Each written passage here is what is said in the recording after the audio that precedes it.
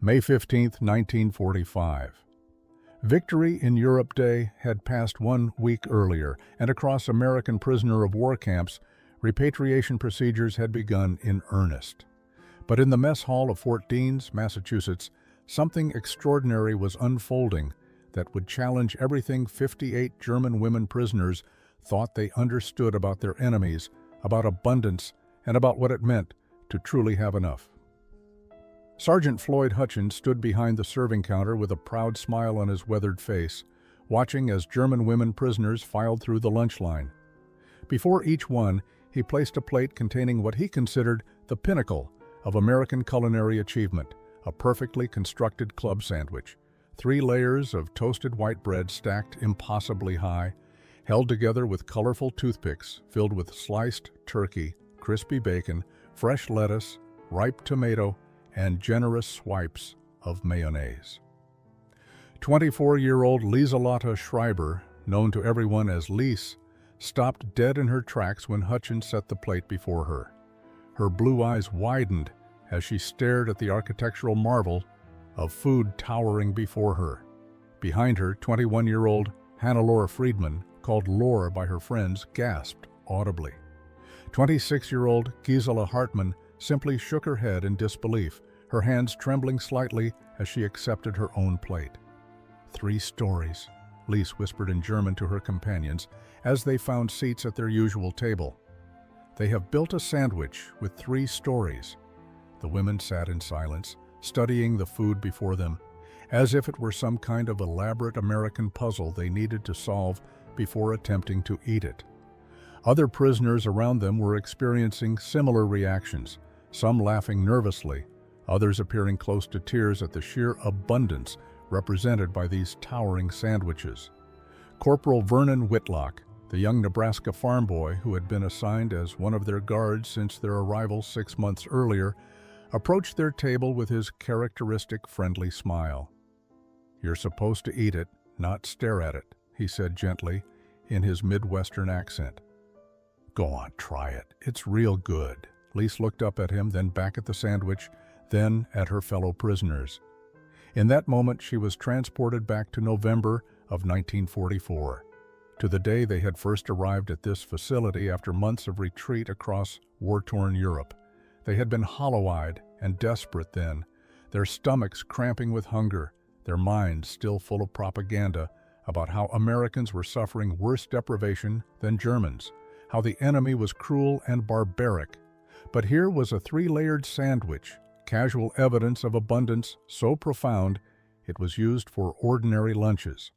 Before we discover how these women came to sit in an American mess hall, contemplating food they had never imagined existed, tell us where you're watching from in the comments below. The story begins 6 months earlier, in the cold November rain, when 58 starving German women stepped off a transport truck into American captivity, carrying nothing but their fear and the lies they had been told about their enemies. November 20th, 1944. The transport truck rumbled to a stop outside the newly established women's prisoner of war facility at Fort Deans, Massachusetts. Rain fell in cold sheets as 58 German women climbed down from the vehicle, their threadbare auxiliary uniforms offering little protection against the New England autumn chill. They had been captured during the chaotic German retreat through France and Belgium, spending weeks in temporary holding facilities before being shipped across the Atlantic to this permanent camp. Lise clutched her small leather satchel containing her few remaining possessions as she surveyed the compound. Wooden barracks surrounded by chain-link fencing, guard towers at each corner, and armed American soldiers watching their arrival with expressions that ranged from curiosity to indifference. She had expected hostility, perhaps even cruelty.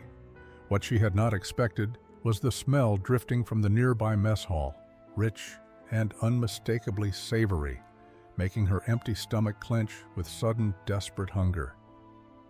The women had eaten little during their journey: watery soup, stale bread, occasional portions of cheese or dried meat, all served in quantities just sufficient to prevent starvation.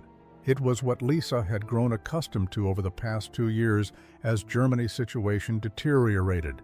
Food had become increasingly scarce at home, rations reduced month by month as Allied bombing disrupted supply lines and agricultural production collapsed under the strain of total war. Major Dorothy Caldwell emerged from the administration building, a tall woman in her 40s with steel-gray hair pulled into a neat bun. She stood before the assembled prisoners, her voice carrying clearly despite the rain. "You will be processed, assigned barracks, and given orientation regarding camp rules and expectations. After processing, you will be taken to the mess hall for your evening meal." Evening meal.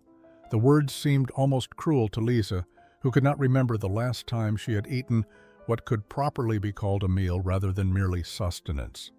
Around her, other women swayed slightly with exhaustion and hunger. Laura, who had served as a nurse before her capture, looked particularly gaunt, her cheekbones sharp beneath pale skin. Gisela, always practical and observant, was studying the American guards with narrowed eyes, as if trying to detect the trick she was certain must be coming. The processing took 2 hours. Medical examinations revealed what the American staff already suspected. Nearly all the women were significantly underweight, showing signs of prolonged malnutrition. Several had untreated infections or injuries from their time during the retreat. The camp physician, a kindly older doctor named Captain Morris, prescribed additional rations for the most severely malnourished, his compassion evident despite the language barrier. Finally, they were led to the mess hall. The building was warm, heated by large radiators along the walls. Long tables with benches filled the space, and behind a serving counter, kitchen staff prepared plates of food, real food. Lise could see mashed potatoes, some kind of meat and gravy, green beans, and slices of white bread with butter. Her throat tightened as tears threatened to fall. The German women stood in an uncertain line as American kitchen staff filled metal trays with portions that seemed impossibly generous. Lise accepted her tray with trembling hands, staring at the food as if it might vanish if she looked away. The meat was pot roast, tender and swimming in rich brown gravy. The mashed potatoes were smooth and buttered. The green beans glistened with what appeared to be bacon fat. 2 thick slices of white bread sat beside a pat of real butter, not the ersatz margarine she had grown used to in Germany. She found a seat at one of the long tables, Laura and Gisela settling beside her. Around them, other prisoners sat in stunned silence, studying their trays with expressions ranging from suspicion to barely contained emotion. No one began eating immediately. Years of propaganda had taught them that Americans were suffering terrible deprivation, that their economy was collapsing under the weight of war production, that their people were starving while maintaining their military through sheer desperation. "This cannot be normal," Gisela whispered in German, her voice tight with confusion. "They are trying to impress us, or perhaps fatten us, for some purpose we do not yet understand." Laura shook her head slowly, her nurse's training making her assess the food from a medical perspective. "Look at the guards eating at that table," she said quietly, nodding toward where Corporal Whitlock and several other American soldiers sat with their own trays. "They have the same portions we do. This is their regular food." The realization sent a wave of disorientation through Lise. If this was ordinary food for American soldiers, then everything they had been told was false. The propaganda newspapers that circulated through German military units had been full of articles about American food shortages, about riots over bread rations, about a civilian population reduced to near starvation, while their government poured resources into an unjust war against Germany. She had believed those stories because they made sense, because they aligned with her own experience of increasing deprivation at home. Major Caldwell moved through the mess hall, observing the prisoners' reactions. She stopped at their table, speaking in slow, clear English that Lise could partially understand from her school studies. "Eat," she said simply, gesturing to their trays. "You are very thin. You need food." When none of them moved, she added something else, words Lise struggled to parse. Corporal Whitlock, who had followed the major, translated into halting German, "The major says in America, we believe hungry people cannot work or think clearly. Fed prisoners are healthier prisoners." It was such a strange philosophy that Lise almost laughed. In Germany, prisoners and workers alike had been kept on minimal rations, the theory being that hungry people were more compliant, more desperate to please their captors or supervisors in hopes of earning additional food. But here was an American officer suggesting the opposite approach, as if the well-being of enemy prisoners mattered for its own sake. The first week in the camp passed in a fog of adjustment and disbelief. The German women followed the daily routine mechanically, rising at 6 in the morning, attending roll call, performing assigned work duties, eating meals that continued to seem impossibly abundant, and retiring to their barracks each evening in a state of exhausted confusion. Lise found herself assigned to laundry duty, spending hours washing and pressing uniforms alongside other prisoners. The work was tedious, but not particularly difficult. Nothing compared to the hard labor she had expected from captivity. Corporal Vernon Whitlock had been assigned as one of the primary guards for their section of the compound. At 22 years old, he was only 2 years younger than Lise, with sandy brown hair, a perpetually sunburned nose, and an easy smile that seemed incongruous with his role as an armed guard watching over enemy prisoners. He came from a farming family in Nebraska, a place Lise knew nothing about except that it was somewhere in the vast American interior, far from any coast. Whitlock had noticed Laura during that first evening meal. While most of the women had eventually begun eating, overwhelmed by hunger despite their suspicions, Laura had eaten only a few bites before pushing her tray away, her face pale and drawn. In the days that followed, she continued to eat sparingly, her body apparently unable to handle normal portions after months of near starvation. She grew weaker rather than stronger, struggling to complete even simple work assignments. On the 5th day, during an afternoon work period, Laura collapsed while carrying a basket of laundry. She did not lose consciousness, but she could not stand, her legs simply refusing to support her weight any longer. Gisela and Lisa helped her to a bench, while another prisoner ran to fetch the camp physician. Whitlock arrived first, having been patrolling nearby when he heard the commotion. He crouched beside Laura, his young face creased with genuine concern. "What happened? Is she sick?" Lise tried to explain in her limited English, mixing German words when she could not find the right translations. "She cannot eat much. Her stomach, it is too small now from before." Whitlock nodded understanding, having seen similar issues with other prisoners who had been severely malnourished before their capture.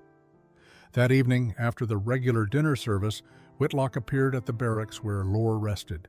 He carried a small tray with simple food, plain white bread, butter, a bowl of warm broth, and a cup of weak tea sweetened with honey.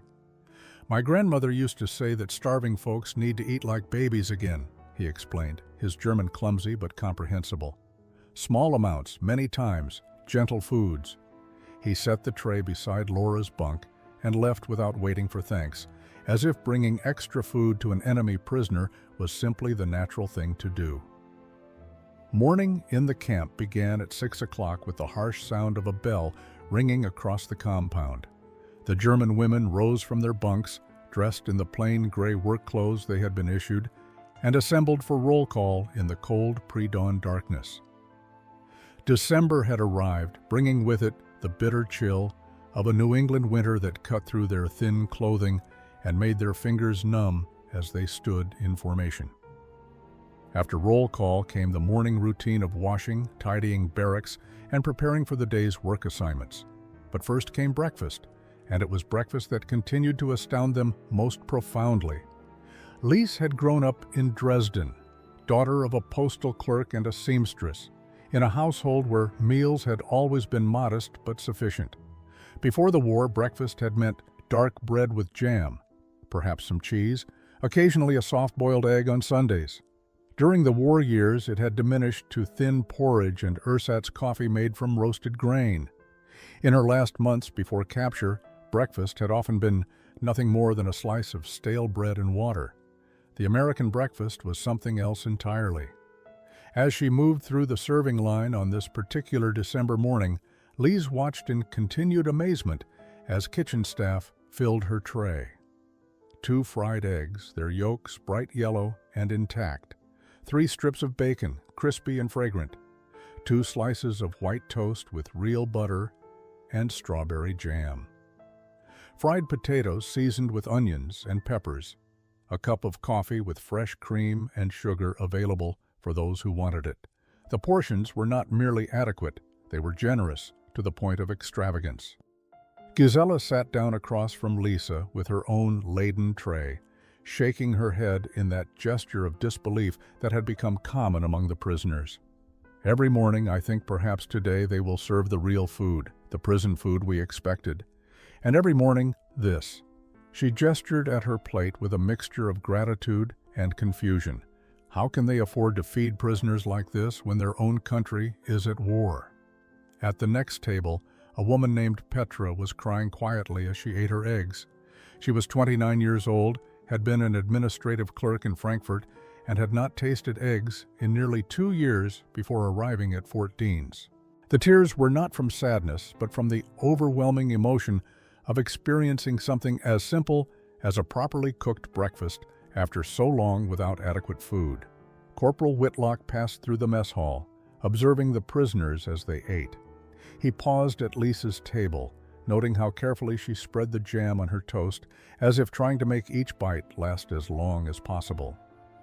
"You know," he said in his improving German, "you can have more if you're still hungry. Just go back through the line. Nobody's going to stop you." The concept was so foreign that Lise simply stared at him, unable to process what he was suggesting. More food, simply for the asking, without having to earn it through extra work or sacrifice something else in trade. Major Dorothy Caldwell had served in the Women's Army Corps for 12 years before being assigned to oversee the Fort Deans facility. She had requested this posting specifically because she believed that women prisoners required a different approach than their male counterparts, one that emphasized rehabilitation and dignity rather than mere containment. Her philosophy regarding food was central to this approach, though it often raised eyebrows among her male colleagues who felt she was being too generous with enemy prisoners. She stood before the assembled German women during a morning orientation session, speaking through an interpreter who translated her words into German.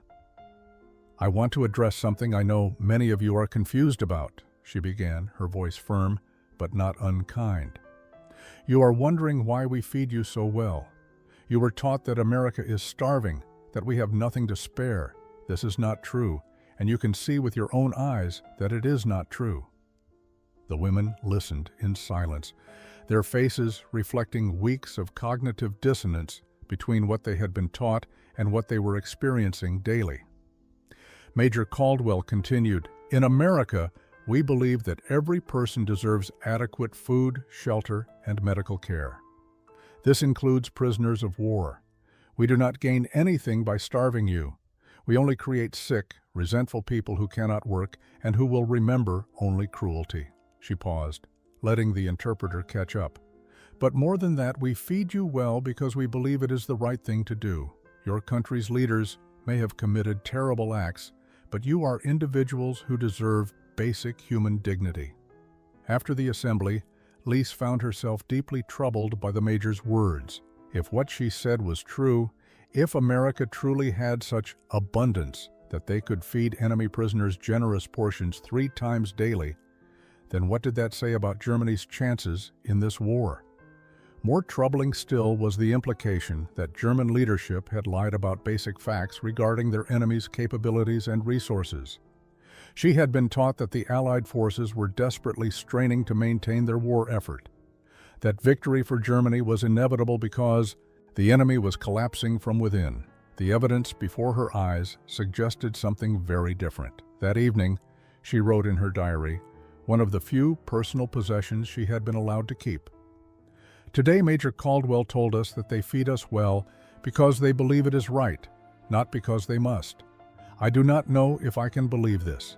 Surely there must be some strategic purpose, some manipulation we do not yet understand. And yet, what purpose is served by giving us strawberry jam for our toast? What military advantage comes from Corporal Whitlock bringing Lore extra broth in the evenings? I am afraid to trust this kindness, but I am also afraid of what it means if this kindness is real, and we were so completely deceived about our enemies. Sergeant Floyd Hutchins had been cooking in military kitchens for 15 years, having enlisted in the Army during the depths of the Depression, when steady work and regular meals were worth more than gold. He was 42 years old, built like a barrel, with permanently flour-dusted hands and a face weathered by years of standing over hot stoves. He had cooked for soldiers in peacetime and in war, and he had strong opinions about the importance of good food for morale and health. The Fort Dean's assignment was unusual for him. He had never cooked for enemy prisoners before, and his initial instinct had been to resent the requirement that he prepare the same quality meals for German women as he did for American personnel. But Major Caldwell had been clear in her instructions. The prisoners were to receive the same food as the guards, prepared to the same standards, served in the same portions. No exceptions, no reductions, no separate, inferior menu for the enemy. Hutchins had complied, but without enthusiasm, until the morning he witnessed the prisoners' reactions to their first real American breakfast. He had seen hunger before, had lived through it himself during the worst years before his enlistment. But watching these women approach food with such careful reverence, seeing tears fall onto plates of eggs and bacon, observing how they ate slowly and deliberately, as if each bite might be their last, something shifted in his perspective. These were not faceless enemies. They were human beings who had been genuinely starving, and his food was bringing them back to life. He began to take pride in feeding them well. He made sure the eggs were cooked properly, that the bacon was crispy but not burned, that the bread was fresh and the coffee strong.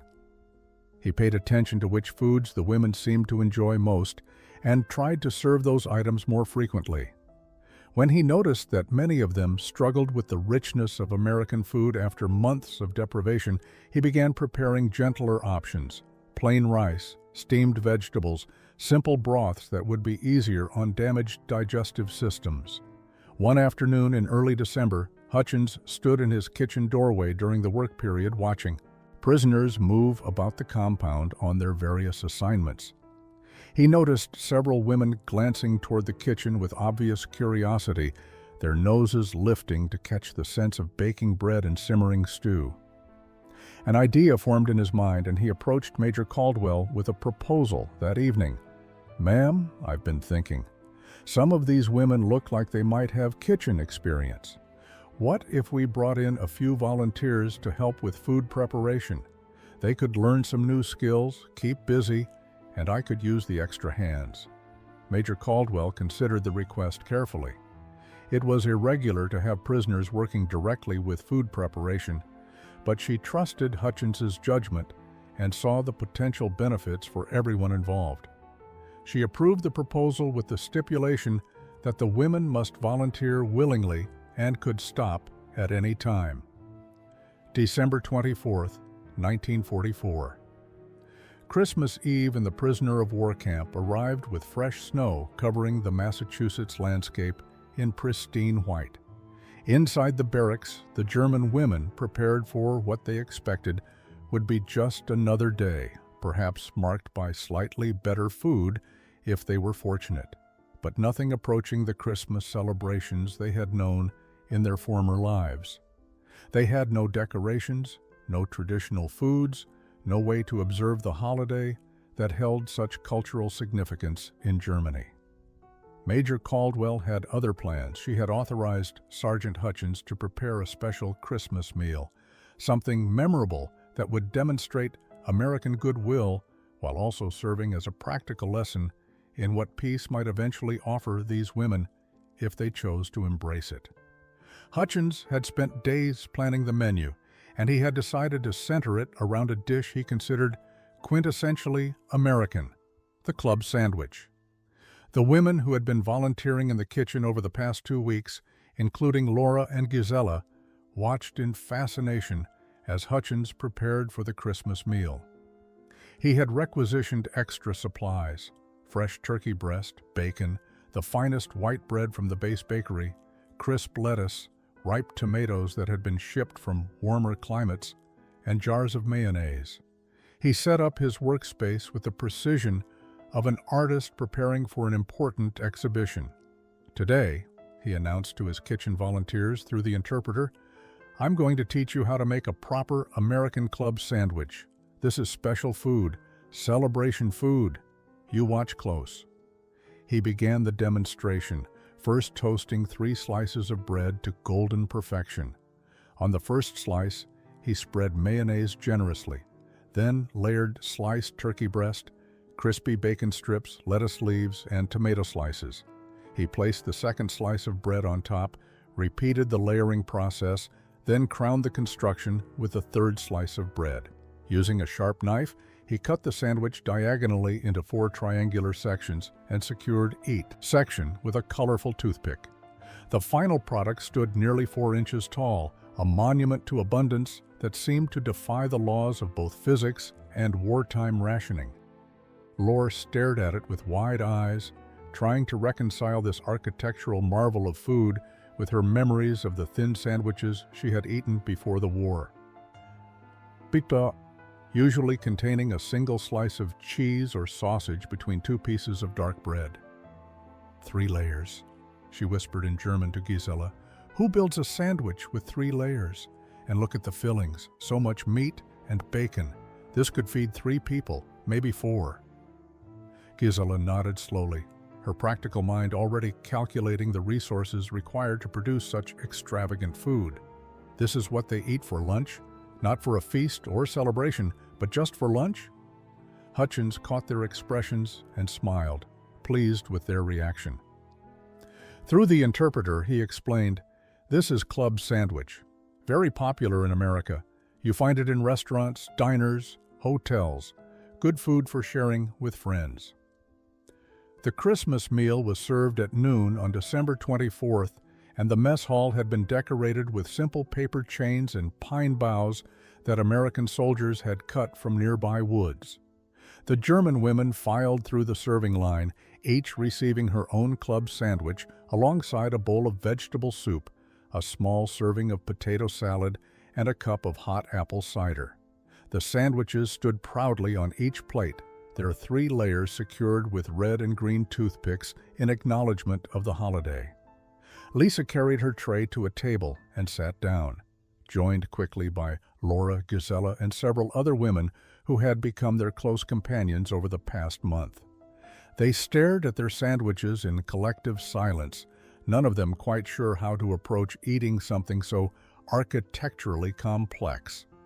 Finally, Petra picked up one triangular section and attempted to take a bite, discovering immediately that her mouth could not open wide enough to encompass all 3 layers at once. She laughed, a sound of genuine amusement that had been rare in the camp, and the tension broke. Around the mess hall, similar scenes played out as 58 German women encountered American abundance in its most literal form. Some attempted to eat their sandwiches layer by layer, deconstructing them into manageable components. Others compressed the layers with their hands before biting, causing mayonnaise and tomato to squeeze out the sides. A few gave up on maintaining the structure entirely and used forks and knives to eat the filling separately. Corporal Whitlock moved through the hall with other guards, watching the prisoners navigate their Christmas meal with expressions ranging from amusement to deep satisfaction. He paused at Lisa's table, noting how carefully she was eating, taking small bites and chewing slowly as if trying to memorize every flavor. "Good?" he asked in his simple German. She looked up at him, and he was surprised to see tears gathering in her eyes. "In Germany," she said slowly in English, wanting him to understand fully, "we are told America is poor country, suffering country. We are told you have nothing, that you are desperate and starving." She gestured to the sandwich, to the abundant meal around them, to the decorated hall. "This is not nothing. This is not suffering. We were told lies about you." The weight of that realization hung in the air between them. It was not just about food, though food was the most visceral evidence. If they had been lied to about something as basic as whether their enemies had enough to eat, what else had been false? What other propaganda had they absorbed and believed without question? The club sandwich became a symbol of everything they were being forced to reconsider about the world they thought they understood. Gisela spoke quietly in German, her words meant only for their table, but carrying profound implications. If they can afford to give prisoners food like this, food with 3 layers and so much meat and bacon, then they are not losing this war. They cannot be losing. You do not feed your enemies better than your own soldiers unless you have abundance beyond measure. That evening, after the Christmas meal had ended and the prisoners had returned to their barracks, Lise sat on her bunk with her leather diary open across her lap. The small book had been a gift from her mother on her 18th birthday, intended for recording happy memories and daily observations.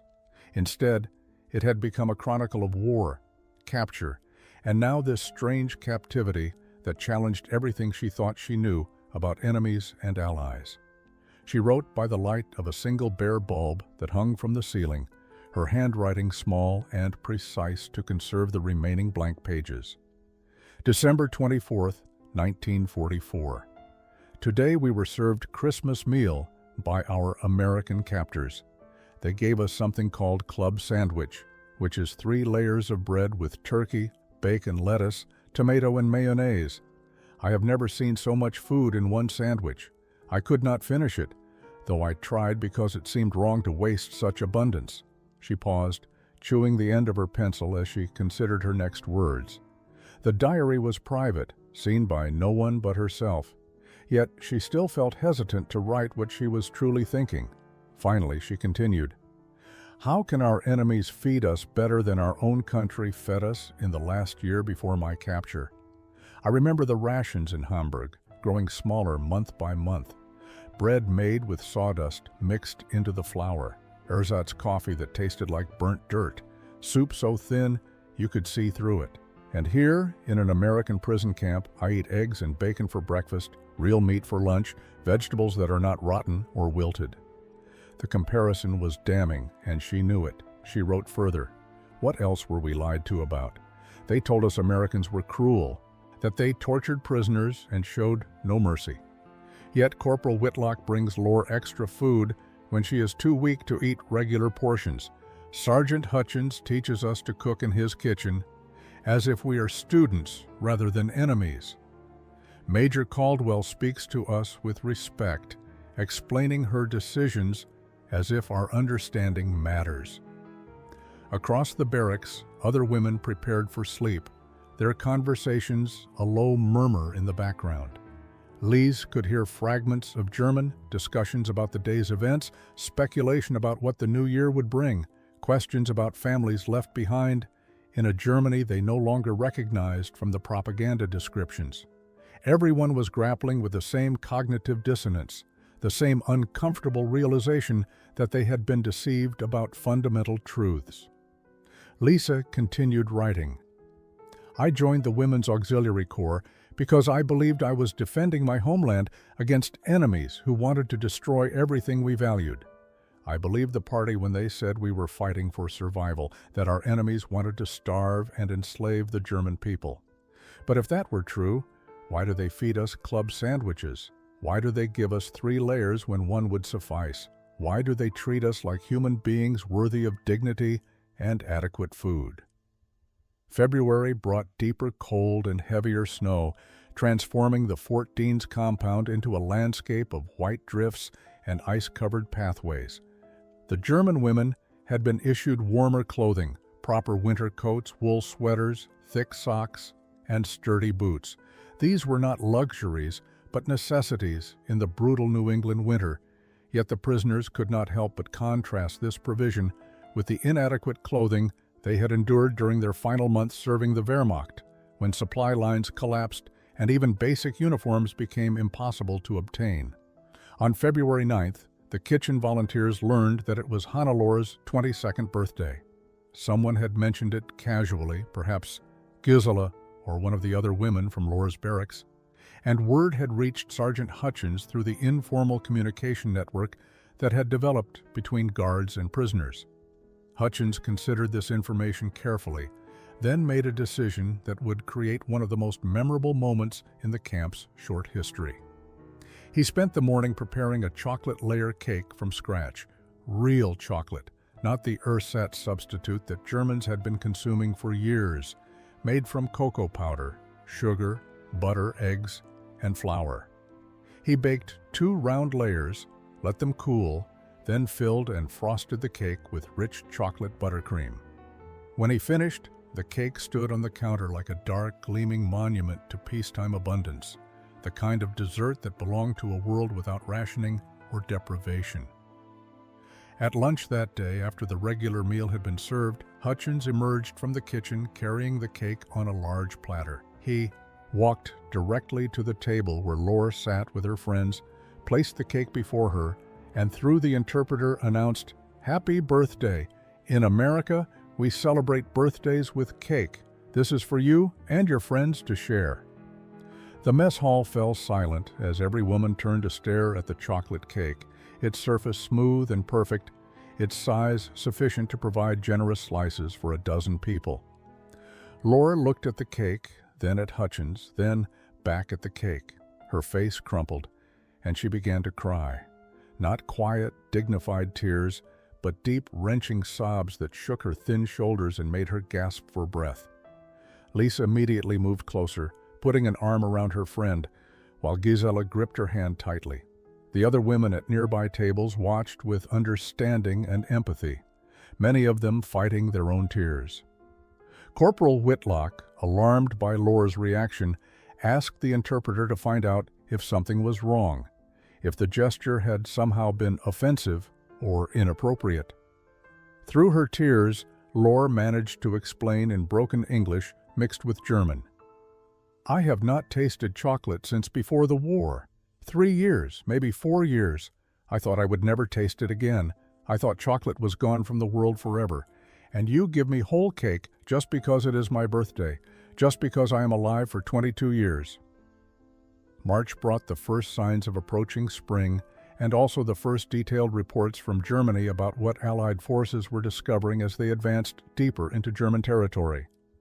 The camp's administration building received regular newspapers from Boston and New York, and Major Caldwell had made the decision to allow the German prisoners access to these papers, believing that they had a right to know what was happening in their homeland, no matter how difficult the truth might be.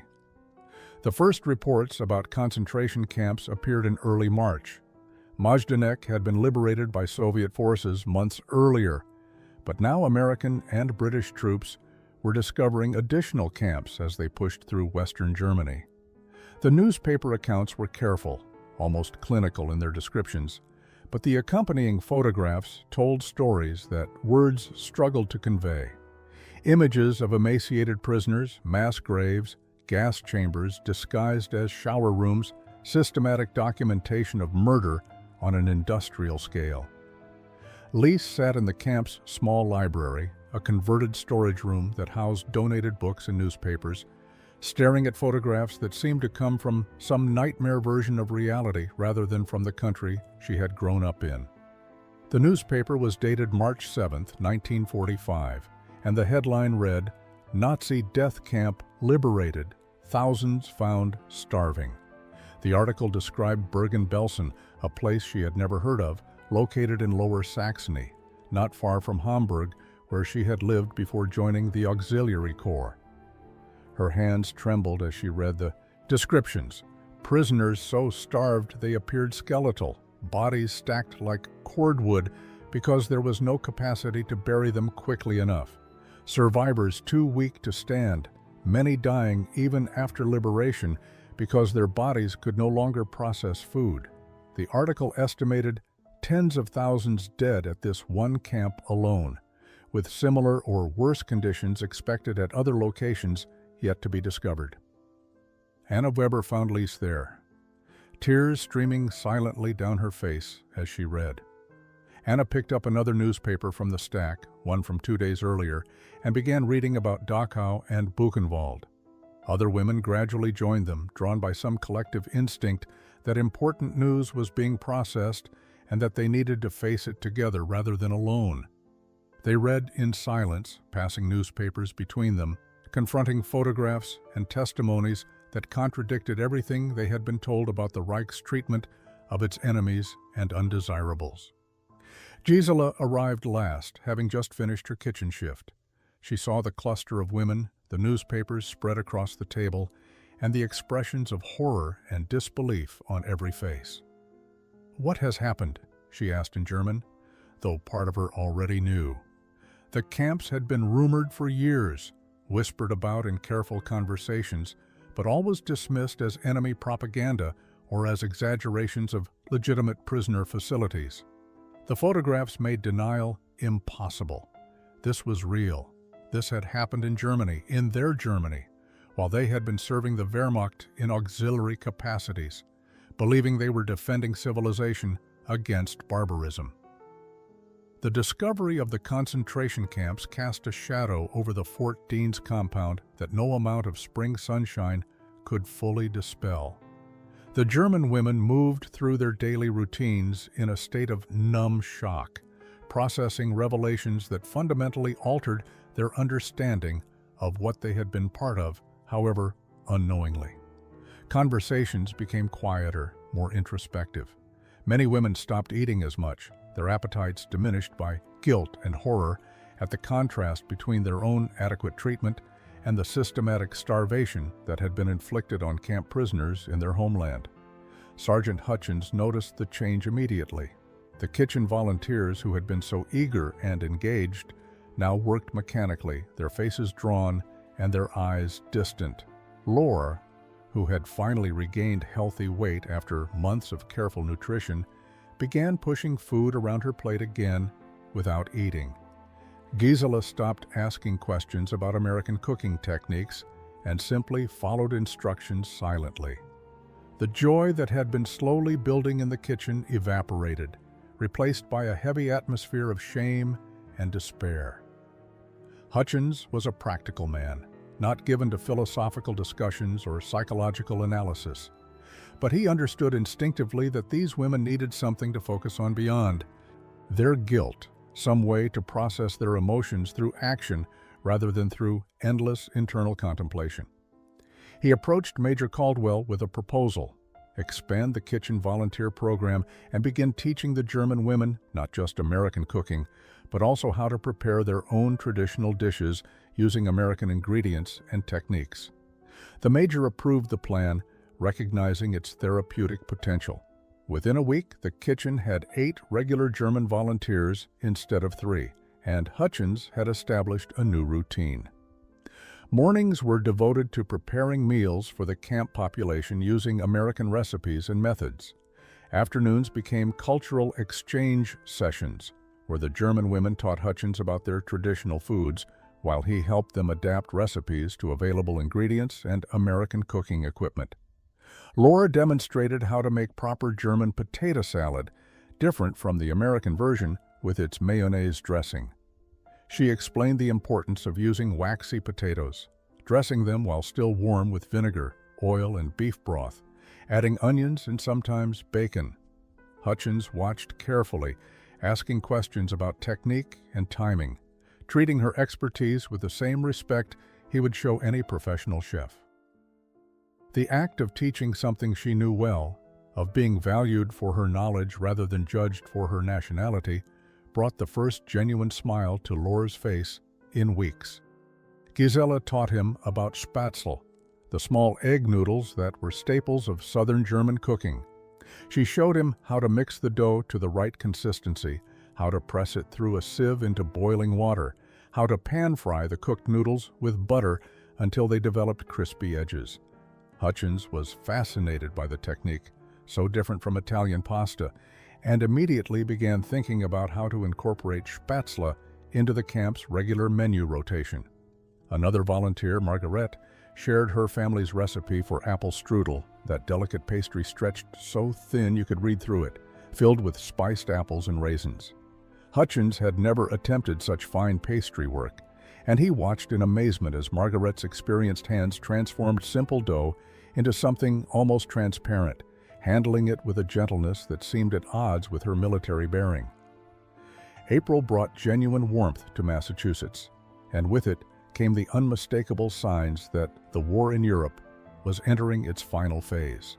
Radio reports described Allied forces advancing from all directions, Soviet troops closing in on Berlin from the east, American and British forces sweeping through Western Germany. The German women listened to these reports with complicated emotions. They wanted the war to end, wanted the killing and destruction to stop, but the end of the war would bring their own moment of reckoning, repatriation to a homeland that no longer existed in any form they would recognize. Major Caldwell began receiving directives from Washington regarding eventual repatriation procedures for German prisoners. The process would be orderly and systematic, she was told. Prisoners would be processed through displaced persons camps in Europe, given basic documentation, and released to return to their home cities or towns to search for surviving family members. The directives made it sound simple and straightforward, but Caldwell knew the reality would be far more complicated. She called a meeting with the senior German prisoners, those who had emerged as informal leaders within the compound. Lise attended, along with Gisela and several other women who had been in the camp since the beginning. Through an interpreter, Caldwell outlined what repatriation would likely entail and what conditions they could expect to find in Germany. She did not sugarcoat the situation. Cities were in ruins, infrastructure was destroyed, food supplies were critically short, millions of people were displaced, searching for lost family members, or simply trying to survive in the chaos of a defeated nation. "I want you to understand what you will be returning to," Caldwell said, her voice gentle but firm. "Germany, as you knew it, no longer exists. You will face hardship and deprivation far worse than anything you experienced before your capture. Many of you have not heard from your families in months or years. You may return to find that your homes are destroyed, that the people you love are dead or scattered." She paused, letting the interpreter catch up. "I tell you this not to frighten you, but because you deserve to know the truth about what awaits you." The women sat in heavy silence, absorbing information they had already suspected but had been trying not to think about too directly. Lise thought about Hamburg, about the apartment building where she had grown up, about her parents and younger sister. She had received one letter from her mother in December, written months earlier, saying they were alive but struggling. Nothing since then. The building could be rubble now. Her family could be among the millions of displaced persons wandering through the ruins of Germany. Gisela, always practical, asked the question others were thinking. Will we be arrested when we return? Will we be punished for serving in the auxiliary corps? Caldwell sighed, having anticipated this concern. I do not know. The policies are still being developed. You were not combatants, which should work in your favor. But you were part of the German military structure, and that may carry consequences. She hesitated, then added something that was not in her official directives. If I am honest with you, the Germans who will judge you most harshly may not be Allied authorities, but your own countrymen. There is much anger in Germany now, much desire to blame someone for what has happened. Women who serve the Wehrmacht may become convenient targets for that anger. May 15, 1945. 8 days after Victory in Europe Day, Major Dorothy Caldwell stood before the assembled German prisoners in the camp's main hall, with official documents from the War Department clutched in her hands. The air was thick with tension and anticipation. Every woman present knew that this meeting would determine the trajectory of the rest of their lives. They had been preparing for this moment since the announcement of Germany's unconditional surrender, packing their few belongings, writing letters to family members they hoped were still alive, steeling themselves for the journey back to a homeland that existed now only as a defeated, devastated memory. Major Caldwell's voice was steady as she began speaking, the interpreter translating her words into German for those who still struggled with English. Ladies, I have received orders regarding your repatriation to Germany. Transportation has been arranged through the International Red Cross. You will depart Fort Deans within 2 weeks and be taken to Boston, where you will board ships for Europe. In Europe, you will be processed through displaced persons camps and given documentation before being released to return to your home cities. She paused, observing the faces before her. Some women looked relieved, eager to begin the journey home despite the hardships they knew awaited them. Others appeared frightened, their eyes reflecting the uncertainty of returning to a country where they might find nothing and no one familiar. Still others wore expressions of resignation, accepting their fate because they saw no alternative. What Major Caldwell did not expect was what happened next. Lise Schreiber rose slowly from her seat, her hands visibly trembling. She had been preparing this moment for days, rehearsing the words in English, knowing that what she was about to request was unprecedented and possibly impossible. But the conversations among the prisoners over the past weeks had revealed that she was not alone in her feelings, that others shared her desperate hope for a different future than the one awaiting them in Germany. "Major Caldwell," Lise said in clear, carefully pronounced English, "may I speak for some of us?" Permission granted. Lise took a deep breath and continued. "We have been talking among ourselves for many weeks. Some of us do not wish to return to Germany immediately." The words fell like stones into still water, creating ripples of shock through the assembled group. American guards exchanged confused glances. Some of the German women who had not been part of these discussions turned to stare at Lisa in disbelief. Laura stood next, moving to stand beside Lisa in a gesture of solidarity. Then Gisela rose, followed by 11 other women. They formed a small group within the larger assembly, 14 women out of 58. Their decision clearly made despite knowing how irregular and difficult their request would be. Laura spoke in her halting English, her voice soft but determined. "Major, we know what we ask is unusual, but Germany is not our home anymore. The Germany we served, we discovered it was not the Germany we believed in." Major Caldwell stood in stunned silence, her prepared remarks about repatriation procedures suddenly irrelevant. In 12 years of military service, she had encountered many unexpected situations, but never had she faced prisoners of war requesting to remain in captivity rather than accept their freedom. The legal implications alone were staggering. The Geneva Convention provided clear guidelines for repatriation of prisoners after hostilities ended, but it said nothing about what to do when prisoners refused to go home.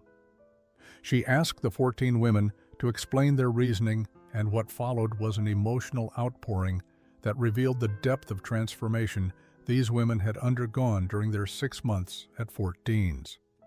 They spoke haltingly, mixing English and German, helping each other find words when language failed them, but their message was clear and consistent. They had discovered something in American captivity that they feared losing, and they could not imagine finding it again in the ruins of defeated Germany. Lisa served as the primary spokesperson, her English now fluent enough to express complex ideas. "When we came here in November, we were starving, not just our bodies, but our spirits. We had been taught that you were our enemies, that you would treat us with cruelty and contempt. Instead, you fed us. You gave us club sandwiches with 3 layers. You gave us chocolate cake for birthdays. You taught us to cook in your kitchens as if we were students, not prisoners." She gestured to the other women standing with her. "Every morning, we wake up and eat breakfast with eggs and bacon and real coffee. Every day, we work alongside Americans who treat us with respect. Every evening, we go to sleep with full stomachs and warm blankets. This is not just about food, Major. The food is a symbol of something bigger. It means you see us as human beings worthy of dignity and care, even though we were your enemies." Gisela spoke next, her practical nature evident in her reasoning. "In Germany, we will starve again. The cities are destroyed, the farms are damaged, the supply lines are broken. We have read the reports. People are dying from hunger and disease." We will return to nothing, to no one, to a country that will blame us for serving the Wehrmacht, even though we believed we were doing our duty." Laura's voice was quiet but intense as she added her perspective. "Here, I learned what it means to have enough. Not just enough food, though that matters, enough dignity, enough hope, enough possibility for a different future than the one we were told was our destiny. In Germany, I will be forever marked as someone who served the Nazi regime. Here, I can become someone new." The other women nodded in agreement, their faces reflecting a mixture of hope and fear. They knew they were asking for something unprecedented, something that might be legally impossible. But they also knew that returning to Germany meant accepting a future of deprivation, judgment, and despair. The contrast between American abundance and German devastation was not just about material conditions. It represented two entirely different visions of what life could be. The response from Washington took 3 weeks to arrive. 3 weeks during which the 14 women who had requested to stay existed in a strange limbo between prisoner status and an uncertain future. The other 44 women prepared for repatriation, gathering their belongings and saying emotional farewells to guards and staff who had become unlikely friends. But the 14 remained, waiting to learn if their unprecedented request would be granted or denied. When the answer finally came, it was characteristically bureaucratic but unexpectedly flexible. The War Department would not prevent any prisoner from accepting immediate repatriation, but given the unusual circumstances and the ongoing chaos in occupied Germany, those who wished to remain could be reclassified as displaced persons rather than prisoners of war. This new status would allow them to apply for temporary residency and eventually for immigration status, provided they could find American sponsors willing to vouch for them and help them establish independent lives. The catch was significant. As displaced persons rather than prisoners, they would no longer be guaranteed housing, food, or support from the military. They would need to find employment, secure lodging, and navigate the complex process of building lives in a foreign country whose language many of them still spoke imperfectly. It was in many ways a more daunting prospect than simply returning to Germany, but the 14 women accepted the challenge without hesitation. Finding sponsors proved surprisingly easy.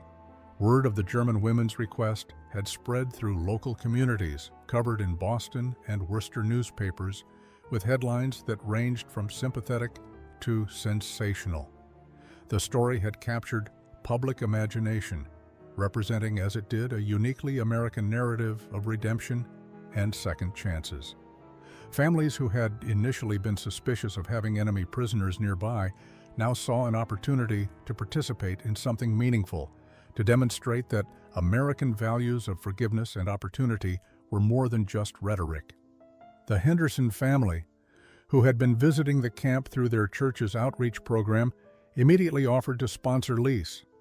Mrs. Henderson, the school teacher who had been impressed by Lisa's intelligence and rapid English acquisition, promised housing and support while Lise sought employment. She had already contacted the State Department about possible translator positions, believing Lisa's unique perspective as someone who had lived on both sides of the conflict would make her invaluable in processing the thousands of displaced persons beginning to arrive from war-torn Europe.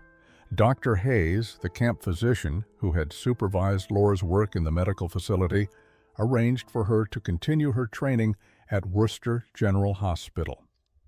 He committed to personally overseeing her transition from nursing assistant to certified nurse, using his professional connections to navigate the licensing requirements that normally would have prevented a former enemy national from working in American healthcare. Other local families and institutions stepped forward with similar offers of sponsorship and support. But perhaps the most significant development came from Sergeant Hutchins, who approached Major Caldwell with an unexpected proposal. He was planning to retire from military service and open a bakery in Worcester, and he wanted Gisela as his business partner. May 15, 1970. Lise Henderson stood in the kitchen of her comfortable home in suburban Worcester, Massachusetts, preparing for a gathering that had been planned for months. 25 years to the day since she had stood before Major Dorothy Caldwell and made the unprecedented request to remain in America, rather than accept repatriation to Germany. 25 years since 14 frightened women had chosen the unknown over the familiar, had chosen abundance over scarcity, had chosen hope over despair. The kitchen table was laden with food, a deliberate mixture of American and German dishes that represented the blended life she had built over the past quarter century. There were club sandwiches, of course, carefully constructed, three-layer monuments to the abundance that had first made her question everything she believed about her enemies. Beside them sat plates of German potato salad, made according to Laura's recipe, and apple strudel prepared using techniques Margaret had taught her decades earlier. Chocolate cake anchored one end of the table, a tribute to that February birthday when Laura had cried at the sight of real chocolate after years of deprivation. Lise was 69 years old now, her dark hair streaked with gray, her face lined with the gentle marks of a life well lived. She had married an American veteran in 1948, a man who had fought against Germany but who chose to love a former enemy. They had raised 3 children who grew up speaking both English and German, who understood that their mother's story was part of the larger American narrative of transformation and redemption. Her husband had died 2 years earlier, but her children and grandchildren would be present today, along with the surviving members of that original group of 14. The doorbell rang, and Lise opened it to find Laura, now Dr. Hannelore Friedman, still unmarried at 71, but radiating the quiet satisfaction of a life dedicated to healing others. She had become head nurse at Worcester General Hospital, had trained hundreds of young nurses, and had spoken at countless community events about forgiveness and the possibility of change. Behind her came Gisela, co-owner of Hutchins and Hartman Bakery, the most successful German-American bakery in central Massachusetts. Sergeant Hutchins had passed away in 1963, but Gisela had continued operating the business they had built together, employing dozens of workers and supplying bread to restaurants and hotels throughout the region. 8 of the original 14 women had survived to attend this 25th anniversary gathering. They embraced in the doorway these elderly women who had once been enemy prisoners, who had chosen to stay when they could have left, who had built American lives while never forgetting their German origins. They spoke in a mixture of English and German, their conversations flowing easily between languages, just as their lives had flowed between 2 cultures. As they gathered around the table laden with food, Lisa raised a glass of wine and prepared to offer a toast. Before her sat the small leather diary she had carried since her capture, now joined by 25 years of additional journals documenting her American life.